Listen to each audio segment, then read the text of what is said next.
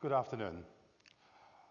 My focus is basically to look at the impact on businesses for our clients, for potential clients, and in general, I'm always been fascinated how you have impact on organizations, individuals, and make a change.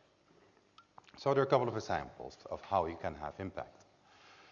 This is the CEO of Ruter. Ruter is the public transport company in Oslo. And he publicly stated that he and his company will want to stop irritating you as a customer. He's not suicidal. He actually believes this. It's part of a customer strategy. So we worked with Ruter about a year and a half ago on a customer strategy. And all the things we came up with, the work we did internally with the customers, what we did in other countries, because we're not only in Oslo looking at public transport. In all those places, there's a very fundamental thing that is wrong with public transport. It's an irritating business. So if you start off with saying, let's stop doing the irritating things as a foundation and build from there, you have a platform to do great things. So Ruter, like all the public transport and public service companies, actually has the situation of a bad reputation. But by making the statement, they become credible. They have put a platform underneath the things they want to do. We will stop irritating you. That has impact. Another Norwegian example is from a bank and also an insurance company. And from those of you from banking or insurance, you know that even though the brand might actually be the same, the systems, the processes, the business, the thinking, and everything else is not. So when a company wants to have a single brand and wants to combine insurance and banking, especially for a new target audience, namely young people, that takes quite a bit of taking care of things. So on the service level, it makes sense. This insurance is targeted at young people who don't take insurance because you're going to live forever and you don't need insurance. I'm a bit older, I'm not going to live forever, I need insurance. So for me, it's more natural to have insurance. But for young people, when you combine getting your first credit card or your first payment or those kind of responsibilities on a card with an insurance card, then it makes sense. And the uptake of that is tremendous. I think they did about 3 times as much business for the target audience in the first year. So that's really cool and really good on the service level. But just imagine what happened underneath the surface.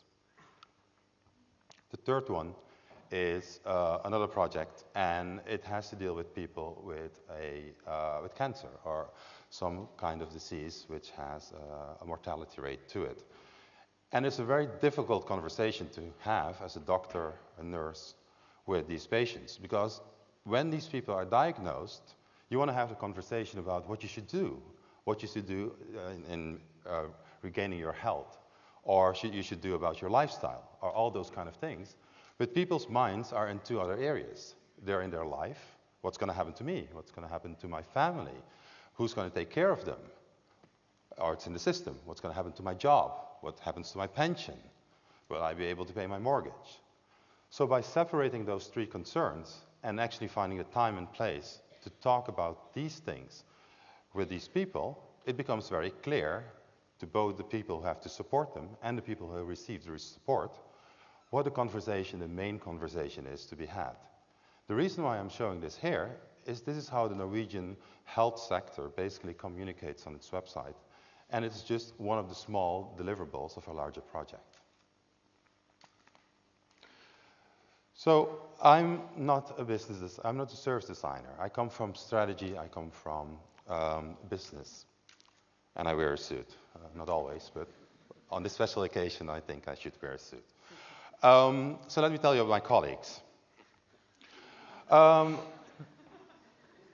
A week ago, we had dinner in Oslo, and I asked my Norwegian colleagues and my British colleague, partner who was there, just what were the instances where you or we had impact on organizations in ways we didn't expect or didn't see coming. So these are just some of the things they've experienced. And the first one was the client in a workshop halfway through the first day, just grabbed the sketch that was on the table, ran out, and didn't reappear till the next day, which is not common. The reason why it's actually a very good thing is at that point, halfway through, a half day into the session, which is supposed to take a couple of days, plus a full design session and all of that kind of thing, the value was created. It all came together in a way, in a simple sketch that made a difference to this business person who saw, that's it. This is the thing I need to communicate internally. This is the thing I can take to the people in my organization to move it forward. All the other stuff is nice, but this is impact. The second one, two of my Norwegian colleagues walked out of a workshop completely depressed. It happened to be winter as well. Winter in Norway is not the best time to be in Oslo, but that had nothing to do with it.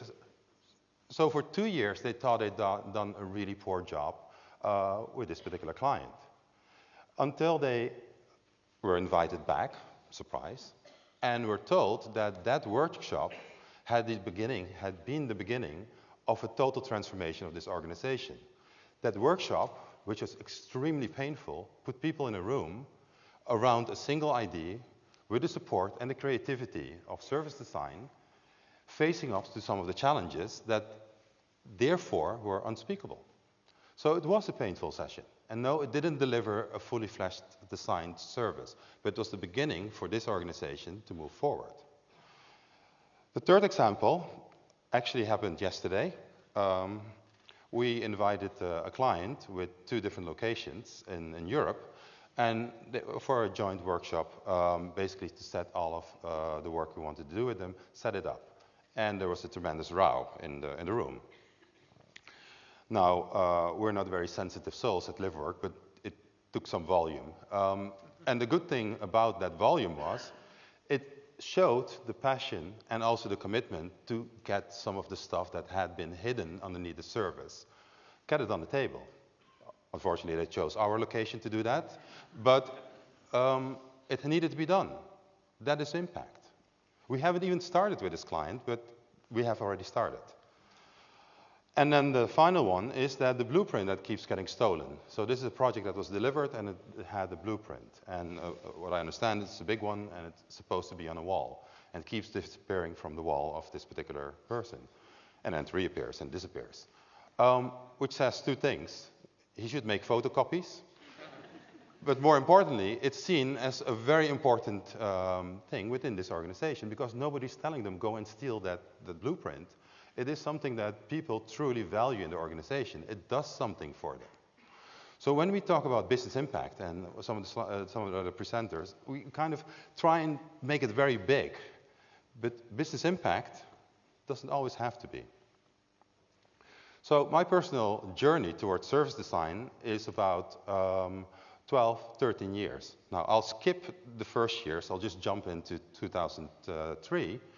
And this is, for those of you, I know there's some Belgians and some Dutch people here, this is unemployment. The top end is employment in the Netherlands, and the bottom gray part is basically when you are unemployed and you have social security, social services. The middle piece is when you're in jeopardy. So basically there are services to prevent you from becoming unemployed. Now, this is 2003, so the numbers don't really add up again. But the point is, those services are set up to help people with a certain level of risk, the risk of losing the job or having lost the job. And that's called the intervention level. That's the red arrow there.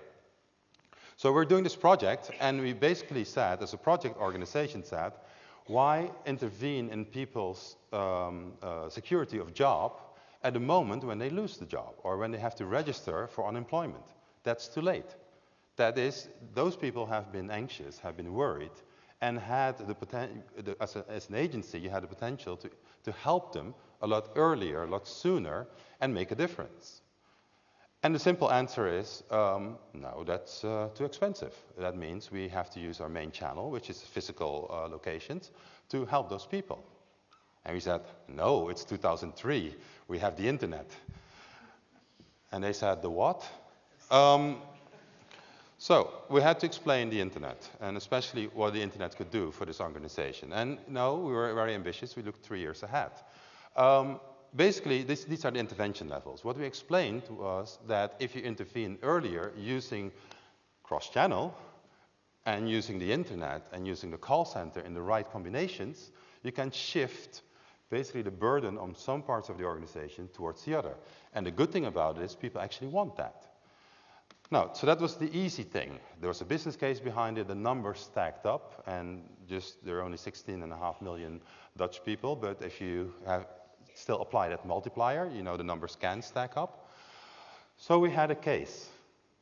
And then the next question was, okay, so let's build the system, because that's the solution. When you have a problem, you build a system. This is government after all, the same in banking and insurance, any large bureaucracy. You have a problem, you design a system, you build a system, and then you find out your system actually doesn't solve anything. But that's for later.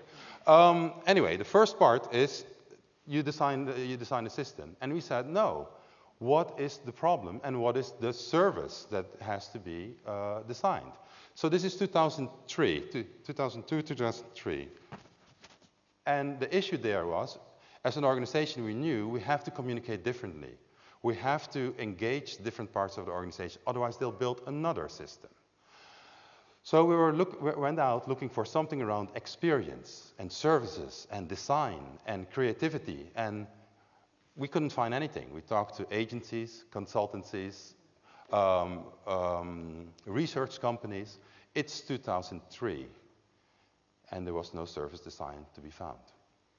So we found a digital agency. After a long search, they tried to come up with a design of the service that would elevate the intervention levels. They failed, they got fired, a number of other people got pretty upset, and it was basically a big fiasco. Or was it? So this picture, there's actually another one, but I'm not allowed to show you. That picture, even though how clunky it looks and doesn't make sense to you at all, that picture survived, and I think it still survives up until now. It's actually driven some of the channel innovations that had to happen around unemployment in the Netherlands. Not this particular picture. I mean, a lot of people picked it up and they worked through it. The problem was it was never translated into a service. It always stayed this abstract thing about arrows and intervention levels and this and that. So they came a long way. And I actually spoke to my client of 2003 a couple of months ago, and he said, yeah, we're about phase 1 of what you developed then about 10 years ago. So it's still around. The next time this is 2009, and there have been some other projects in between, where I knew there was a need for me as a business or strategy consultant to make impact on the organization.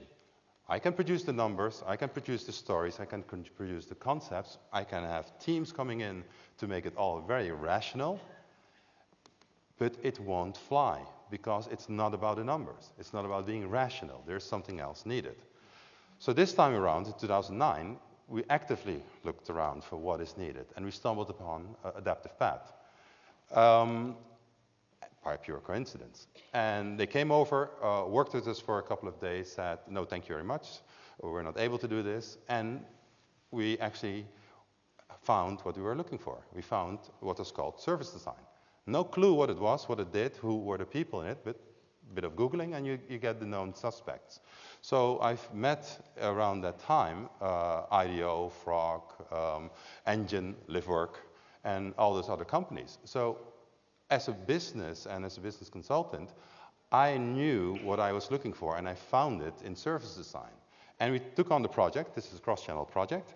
This is the most abstract level I can show it. It's very simple. You just change channels. Nothing special.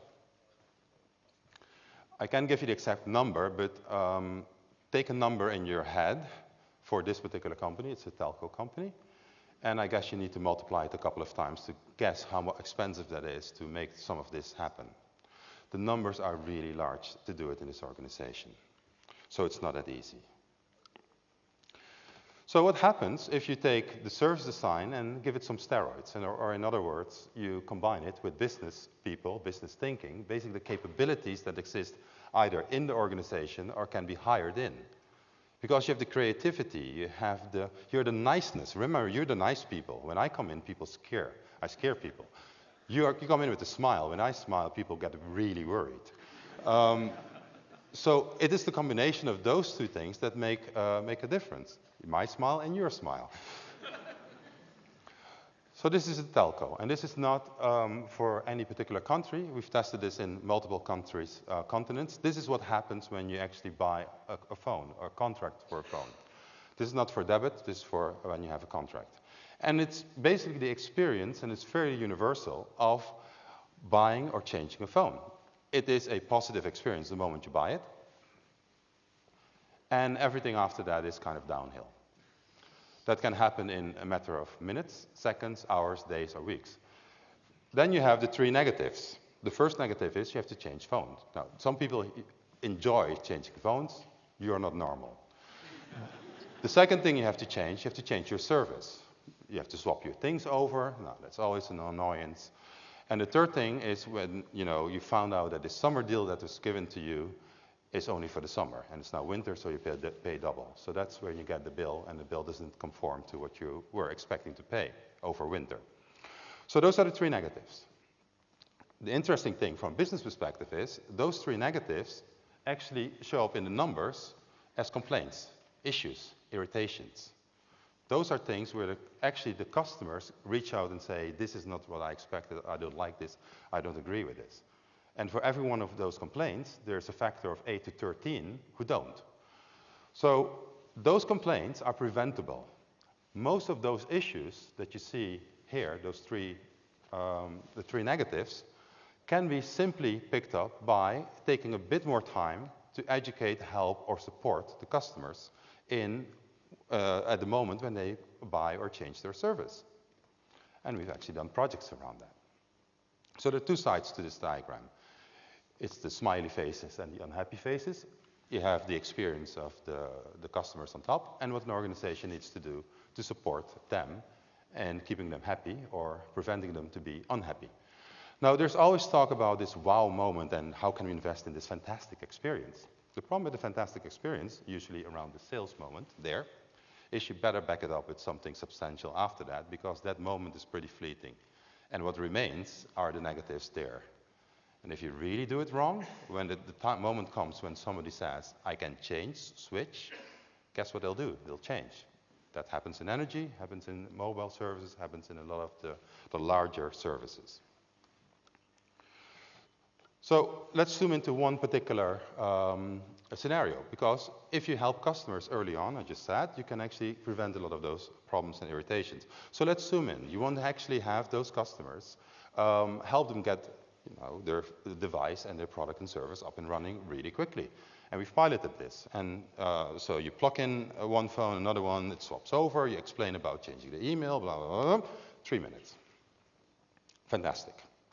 Even other people from other providers came over because they wanted that service, willing to pay for it. So the top end is really interesting, and it makes sense. Let me ask the question, let's not assume.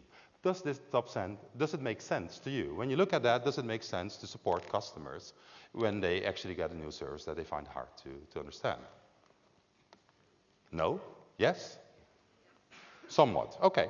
Well, it made sense to a lot of people because they came. Now, the interesting thing here is the mapping to the organization. What does it do to the processes, policies, and systems? So the first step, if you want people to buy a phone online and then come to the shop, they have to be able to choose the phone. Unfortunately for this organization, their systems didn't have that information aggregated. So they knew what happened in each one of the shops. They couldn't aggregate it up. They could, cost a couple of million, lots of zeros, and it would take 2 years. Because the problem is, you want to do something different, go to IT, deliver this new system, this service. But if you take the customer's perspective, saying, what does the customer want? The customer just wants to be able to pick a phone and pick it up the next day. And they can already do that online, and they can have it delivered at home. So why is it so complicated to actually change that particular process, which has been signed off, been used for the last 8 years, and has no complaints? Why not use that exact process for something like this, which you can implement in a couple of weeks, and certainly doesn't cost the millions that the alternative costs? And a simple reason why that's not considered, or was not considered, is because the general thinking, problem needs to be solved with system. Instead of problem needs to be solved, let's find out what the customer needs.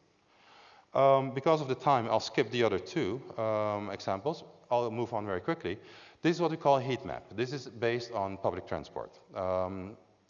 This is mapping the experience of customers, this is in the UK, based on survey data of how they experience their journeys, how they experience their public transport, from the stations to the actual trams, trains, metros, and so on. What it's mapped to is to our life cycle. And the heat map fundamentally says these are the opportunities to improve the experience for the customers.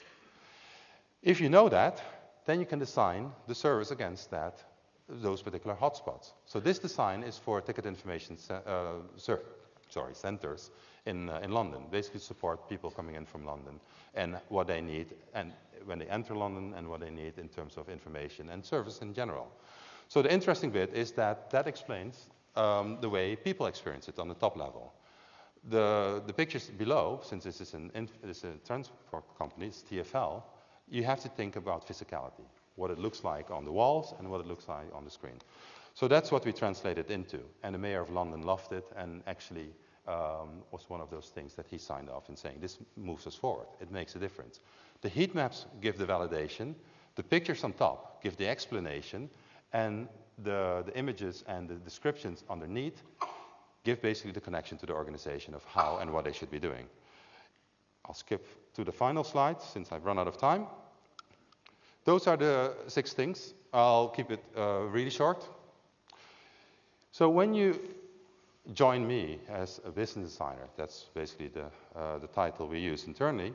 So business design and service design, keep it really simple for the organization. It's not solving the massive problems. Solve the obvious ones. Those make an impact. The bigger ones, if you can't tackle the small ones or the obvious ones, you won't be able to tackle the big ones. Understand before design. I cannot really explain what this one does, but fundamentally, if you design the solution without understanding what it's supposed to do, then you have another issue. This is for a queue system in a hospital in Norway. Test with customers. This is in Brazil. This is very quick prototyping involving lots of people in the street. And the telephone operator said, people won't like this service, they won't use it.